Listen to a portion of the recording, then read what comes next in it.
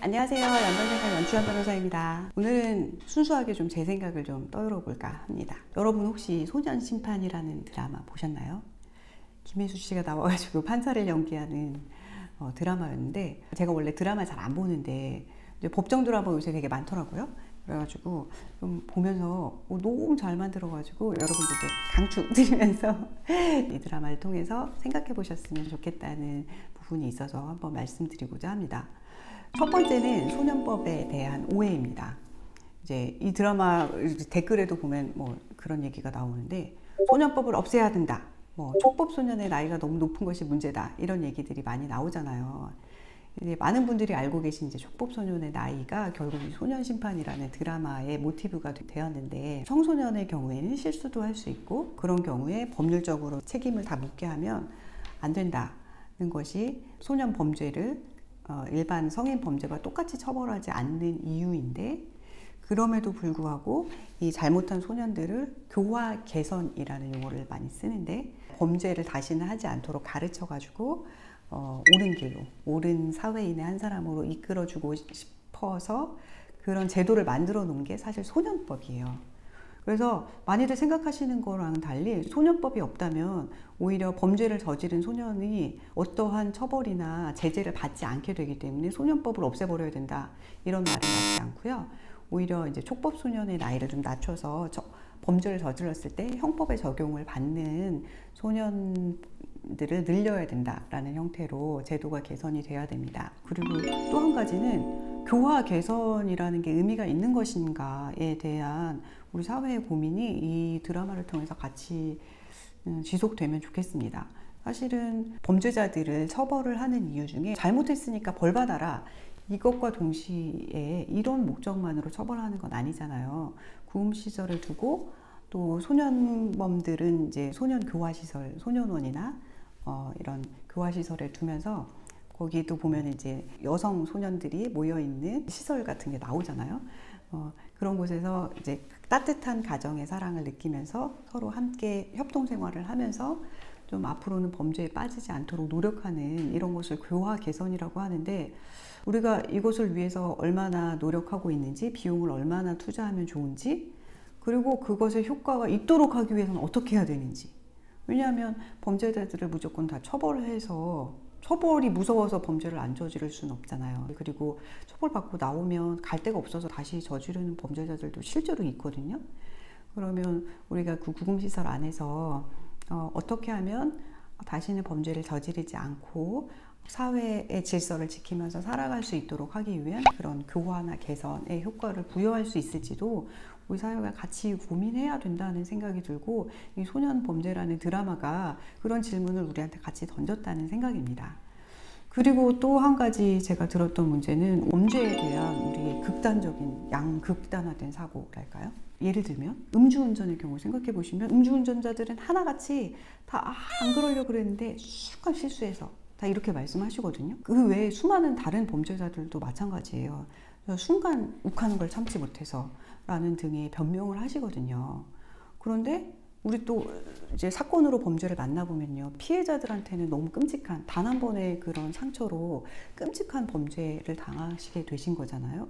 그럼 피해자 입장에서 생각해 보면 이 범죄자는 정말 극형을 처해야 될 것 같고, 사형을 처하지 않는 것이 안타까운 범죄자들도 있다, 막 이런 댓글도 다시잖아요. 근데 우리가 이 범죄든 모두가 다 피해자가 있고 사회 질서를 어지럽히는 것이라는 것에 대한 동일한 마인드, 그러니까 사회 질서를 지키기 위해서 나도 불편하지만 법을 준수해야 되고, 우리 다 같이 법을 준수하는 것이 당연하고 올바른 것이다 라는 것에 대한 동의가 서로 있어야, 작은 범죄를 저지른 것은 필수니까 봐줘야 돼 라고 주장하거나, 큰 범죄를 저지른 사람은 이 사람은 한 번의 실수로라도 사형에 처해야 돼 라는 이런 극단적인 이중성을 가지지 않고 같은 일관된 시각으로 바라볼 수 있지 않을까 하는 생각을 해봅니다. 오랫동안 변호사 생활을 하면서 제가 가진 마인드라서 모든 분들이 동의를 하실지는 모르겠는데, 아무튼 저는 그런 생각을 해봤고요. 그리고 또 하나는 여기 여성범죄나 아동범죄 뭐 등등에 대해서도 여러 가지 나오는데 우리가 범죄에 연루되는 모든 사람의 입장에서 좀 균형적인 시각을 가지면 좋겠다는 생각을 했는데 이 소년범죄라는 드라마에 같은 고민이 담겨져 있어서 드라마 안 보신 분들은 드라마 보시면서 한번 이런 생각 해보시면 좋겠어요. 예를 들어서 말씀드리면 제가 어떤 남자분과 최근에 이제 성범죄에 대해서 대화를 나눈 적이 있었는데 미성년으로 피해를 당한 피해자 입장에서 어떻게 이 어린 아동에 대해서 이런 한 번에 이런 잘못을 해가지고 이 아이는 평생 상처를 안고 살아갈 텐데 너무 나쁘지 않냐 이런 생각을 가지고 저도 여자인지라 그래서 그런지 그런 생각을 가지고 사건을 보게 됐는데 이 남자분은 반대로 어떤 시각이었냐면 가해자도 범죄자도 역시 좀 젊은 친구였는데 이 남자친구가 좀 한순간 본인의 범죄의 유혹을 참았다면 본인의 인생도 또한 전과자가 되지 않고 그냥 넘어갈 수 있었던 사건을 결국 본인이 스스로를 컨트롤하지 못해서 본인이 전과자라는 낙인을 안게 되었는데 얼마나 바보 같으냐 이런 시각으로 바라보시는 걸 보면서 저 나름대로 좀 충격을 받았거든요.